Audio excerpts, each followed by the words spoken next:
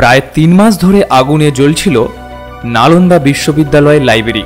হ্যাঁ, ঠিকই শুনছেন, প্রায় 3 মাস ধরেই বইগুলি পুড়ে ছাই হয়ে যাচ্ছিল নালন্দা লাইব্রেরিতে থাকা 90 লক্ষ দুরমূল্য বই। এক বর্বর তুর্কি সেনাপ্রধানের ধরানো আগুনে লেলিহান শিখায় পুড়ে ছাই হয়ে গিয়েছিল নালন্দা বিশ্ববিদ্যালয়। এই সেই বিশ্ববিদ্যালয় যেখানে আজ থেকে প্রায় 1600 বছর আগেই মহাকাশ বিজ্ঞান, চিকিৎসা বিজ্ঞান, গণিত শাস্ত্র, আয়ুর্বেদ শাস্ত্রের মতো যুগান্তকারী বিষয় পড়ানো হতো। এখন বিদেশের মানুষজন অক্সফোর্ড এবং হার্ভার্ড বিশ্ববিদ্যালয় নিয়ে গর্ব করেন, কিন্তু বর্তমান সময়ে যদি নালন্দা বিশ্ববিদ্যালয়ের অস্তিত্ব থাকতো তাহলে গোটা পৃথিবী তাজ্জব হয়ে তাকিয়ে থাকতো ভারতবর্ষের দিকে। কিন্তু তুর্কি সেনাপ্রধান মোহাম্মদ বখতিয়ার খিলজি সাম্রাজ্য বিস্তারের লোভে ভারতবর্ষের সবথেকে বড় ক্ষতিটা করে চলে গিয়েছিলেন। পৃথিবীর সবথেকে প্রাচীন বিশ্ববিদ্যালয় ছিল এই নালন্দা বিশ্ববিদ্যালয়, যা আজ থেকে প্রায় 1600 বছর আগে রাজা প্রথম কুমারগুপ্তের হাত ধরেই প্রতিষ্ঠা হয়েছিল। সেই সময় এই মহান বিশ্ববিদ্যালয়ে পা রাখার জন্য প্রকৃত মেধার প্রয়োজন হতো। ধনকুবরের রাজার সন্তান থেকে সাধারণ প্রজার সন্তান সবাইকেই দিতে হতো এন্ট্রেন্স পরীক্ষা। বিশ্ববিদ্যালয় গেটে থাকা পণ্ডিত মশাইরাই মূলত এই এন্ট্রেন্স পরীক্ষা নিতেন।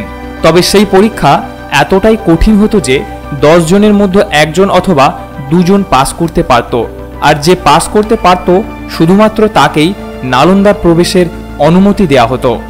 তখন আর যাই হোক, টাকা অথবা ক্ষমতার জোরে কিছুই হতো না, তাই রাজপরিবার থেকে আসা অনেকেই নালন্দায় পড়ার সুযোগ না পেয়ে মাথা নিচু করে বাড়ি ফিরে যেত। তবে যারা পাশ করত তাদের রীতিমতো রাকানাগরা বাজিয়ে, মাথায় ছাতা ধরে, সিঙ্গা ফুঁকে, ফুল ছুঁড়ে উৎসবের আমেজে নালন্দার ভিতরে অভ্যর্থনা জানাতেন বৌদ্ধ পণ্ডিতরা। আজ যেখানে বিহারে পাটনা শহর, সেখান থেকে 95 কিলোমিটার দূরে রাজগৃহ অর্থাৎ বর্তমানে রাজগিরে অবস্থিত এই নালন্দা বিশ্ববিদ্যালয়। প্রথম দিকে বৌদ্ধ ধর্মের প্রচার এবং প্রসারের জন্য এটা স্থাপনা করা হলেও ধীরে ধীরে বিশ্বের সবচেয়ে বিখ্যাত বিশ্ববিদ্যালয়ে পরিণত হয় এই নালন্দা বিশ্ববিদ্যালয়। ইতিহাস বলছে প্রায় 800 বছরের বেশি সময় ধরে পৃথিবীর বুকে একের পর এক বীরদানের জন্ম দিয়েছেন এই নালন্দা বিশ্ববিদ্যালয়। প্রতি শিক্ষাবর্ষে চীন, Korea, Japan, Mongolia, Sri Lanka, south east Asia এবং সেন্ট্রাল এশিয়ার মতো দেশ থেকে প্রায় 10,000 জন ছাত্র এসে এইখানে পড়াশোনা করতেন। এইখানে থাকা খাওয়ার জন্য 1 পয়সাও দিতে হতো না ছাত্রদের। উল্টে 2000 জন শিক্ষক এবং শিক্ষাকর্মী মিলে সবসময় ছাত্রদের সুবিধা অসুবিধা নিয়ে তাদের পাশে থাকতেন। কিন্তু জ্ঞানের এই মহৎ প্রতিষ্ঠানকে নিয়ে কেন ধ্বংসলীলায় মেতে উঠেছিলেন তুর্কি সেনাপ্রধান মোহাম্মদ বখতিয়ার খিলজি? কেনই বা এত নির্মমভাবে ধ্বংস হতে হয়েছিল নালন্দাকে? বা ধ্বংস হবার আগে অবধি ঠিক কেমন ছিল বিশ্বের সবচেয়ে বড় এই নালন্দা বিশ্ববিদ্যালয়? সেই সমস্ত তথ্য তুলে ধরতে চলেছি ইতিহাসের পাতা থেকে। তো চলুন দেরি না করে শুরু করা যাক। Welcome to Voice of Suman. Voice of সুমনে আপনাদের সবাইকে স্বাগত।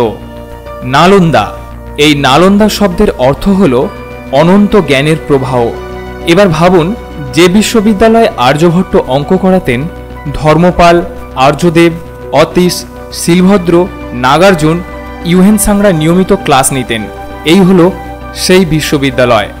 তাহলে এই বিশ্ববিদ্যালয়ে জ্ঞানের ঢেউ খেলবে না তো আর কোথায় খেলবে? আর সেই কারণেই তখনকার পৃথিবীতে নালন্দা বিশ্ববিদ্যালয়কে সর্বোচ্চ শিক্ষা প্রতিষ্ঠানের আখ্যা দেওয়া হতো। তাহলে বুঝতে পারছেন তো, ইউনেস্কোর তরফ থেকে এই নালন্দা বিশ্ববিদ্যালয়কে ওয়ার্ল্ড হেরিটেজের তকমা এমনি দেয়নি। ওই যে বলেছিলাম, এই বুদ্ধ মহামিয়ানদের সূত্রপাত ধর্মপ্রচারের জন্য হলেও তা ধীরে ধীরে শিক্ষা প্রসারের দিকে বেশি ঝুঁকে পড়ে। আর তাই আজকে 1600 বছর আগে নালন্দায় হিন্দু দর্শন, বেদ, ধর্মতত্ত্ব, যুক্তিবিদ্যা, গণিত, চিকিৎসা বিজ্ঞান, ব্যাকরণ, সাহিত্য, মহাকাশ বিজ্ঞান, শব্দবিদ্যা এবং ভাষাতত্ত্বের মতো গুরুত্বপূর্ণ বিষয় পড়ানো হতো। ইতিহাস বলছে নালন্দা স্থাপনা হওয়ার আগে মূলত এখানে একটা গ্রামাঞ্চল ছিল।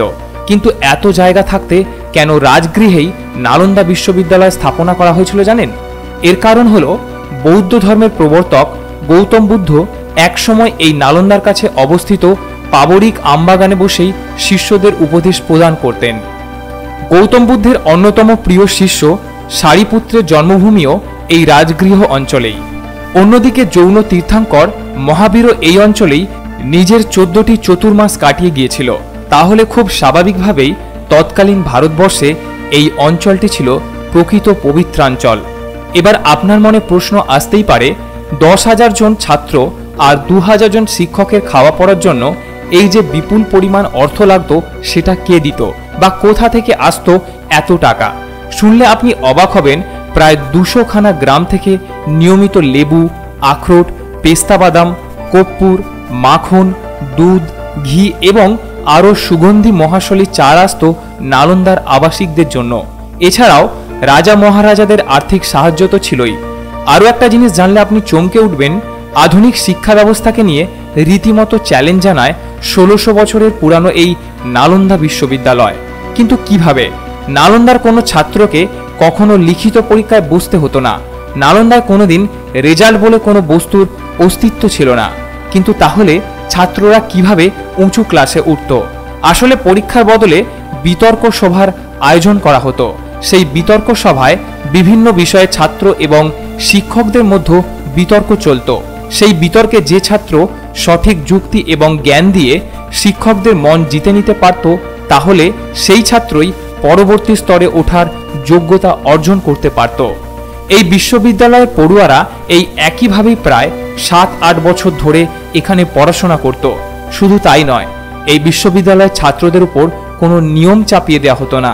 যদি কখনো কোনো ছাত্র প্রচলিত নিয়মে বিরোধিতা করত, তাহলে সেটা বিবেচনা করে নিয়ম বদলানোর চল ছিল এই নালন্দায়। এই সুপ্রাচীন নালন্দা বিশ্ববিদ্যালয়ে প্রায় 100খানা বিরাট বিরাট হলঘর ছিল।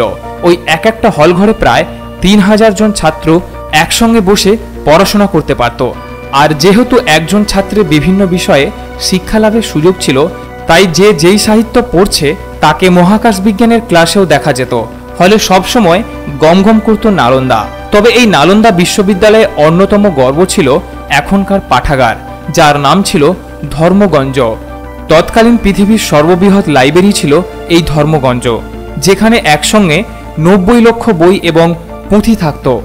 এই ধর্মগঞ্জ ছাড়া নালন্দা বিশ্ববিদ্যালয় চত্বরে আরও 3টি অধিকায় বহুপাল বিশিষ্ট পাঠাগার ছিল, যেগুলোর নাম ছিল রত্নসাগর, রত্নদধি এবং রত্নরঞ্জক।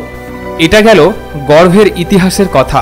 এবার আসি কেন নালন্দা বিশ্ববিদ্যালয়কে ধ্বংস হতে হয়েছিল। ইতিহাস বলছে খিলজির আক্রমণের আগেও 2 বার আক্রমণ হয়েছিল নালন্দার উপরে। আসলে পৃথিবীর মধ্যে নালন্দা ছিল সবচেয়ে আকর্ষণীয় স্থান। এই নালন্দাতে প্রথমবার আক্রমণ করেন মোগল সম্রাট মেহেরকুল। সেইবার বিপুলভাবে ক্ষতিগ্রস্ত হতে হয়েছিল এই বিশ্ববিদ্যালয়কে। তবে তারপর সমুদ্রগুপ্ত নিজে দাঁড়িয়ে আবারও নতুন করে ঢেলে সাজিয়েছিল নালন্দাকে। তাতে নাকি আরও বৃহৎ হয়ে গেছিল নালন্দার এই পরিধি। কিন্তু এরপর 7ম শতাব্দীতে দ্বিতীয়বার হামলা চালান বাংলার হানাদার গৌড়দাস রাজবংশ। কিন্তু সেই আঘাতও সহ্য করে নেয় নালন্দা। কিন্তু দুর্ভাগ্যবশত বখতিয়ার খিলজির করা আঘাত আর সামলাতে পারেনি নালন্দা। 800 বছর ধরে পৃথিবীতে শিক্ষার প্রসার ঘটানোর এই প্রতিষ্ঠানকে ধূলিসাৎ করে দিয়েছিলেন বখতিয়ার খিলজি। ভারতবর্ষের সবচেয়ে বড় শিক্ষা ভাণ্ডারকে রীতিমতো দাউ দাউ আগুনে এবং খাঁ খাঁ শ্মশানে পরিণত করে দিয়েছিল খিলজির বাহিনী। তবে এই বিষয়ে নানান মত থাকলেও অনেক ঐতিহাসিকের মতে নালন্দা আক্রমণের পর বখতিয়ার খিলজি এখানকার লাইব্রেরিতে নিজের ধর্মের কোনো বইয়ের অস্তিত্ব খুঁজে পায়নি। ভারতের এই জ্ঞানের ভাণ্ডারে নিজের ধর্মের কোনো বই না পেয়ে রেগে এবং বিরক্তিতে গোটা লাইব্রেরিতে আগুন জ্বালিয়ে দিয়েছিল বখতিয়ার খিলজি। এবার অনেক ঐতিহাসিকদের মতে এই নালন্দা বিশ্ববিদ্যালয়ে রাহুল শ্রীভদ্র নামক একজন জ্ঞানী পণ্ডিত ছিলেন। সেই সময় একটা জটিল অসুখে ভুগছিলেন খিলজি। এই রাহুল শ্রীভদ্র খিলজিকে এমন এক পত্র দিয়েছিলেন যাতে দিন কয়েকের মধ্যেই খিলজি সুস্থ হয়ে ওঠেন। আর তারপরেই খিলজি টের পান যে অসুখ তার ইসলামিক হাকিমরা মাসের পর মাস চেষ্টা করেও সারাতে পারেনি, ভারতের এই উন্নত চিকিৎসা ব্যবস্থা নিমেষেই সারিয়ে দিল। এরপর নাকি শুধুমাত্র পিছনে থাকা রাগ এবং হিংসার বশে গোটা নালন্দা জ্বালিয়ে দিয়েছিল খিলজি। কিন্তু এই দেশটার নাম ভারতবর্ষ। তাই সেই ধ্বংসাবশেষ থেকেই আরও একবার মাথা তুলে দাঁড়ায় ভারতবর্ষের সবথেকে শ্রেষ্ঠ শিক্ষা প্রতিষ্ঠান নালন্দা।